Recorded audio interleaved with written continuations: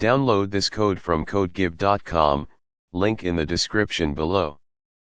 Parsing JSON in Ruby, a comprehensive tutorial. JSON, JavaScript Object Notation, is a lightweight data interchange format that is widely used in web APIs and configurations. Ruby provides built-in support for parsing and generating JSON through the JSON gem. This tutorial will guide you through the process of parsing a JSON string in Ruby, covering various aspects and common scenarios with detailed explanations and code examples. 1. Setting up ****. The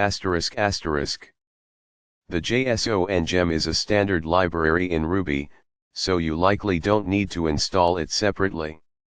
However, if you encounter any issues, you can install it using 2.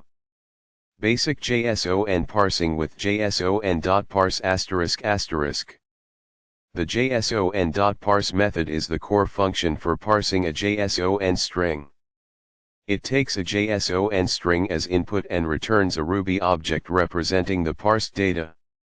The Ruby object will be a hash, an array, a string, a number, a boolean, or nil, depending on the structure of the JSON. Explanation asterisk require JSON. This line imports the JSON library, making its functions available. JSON_string, this variable holds the JSON string we want to parse. It represents a JSON object, a hash, with keys like name, age, city, is _active, and interests. JSON.parse, JSON_string, this is the heart of the parsing process. It transforms the JSON string into a Ruby hash object.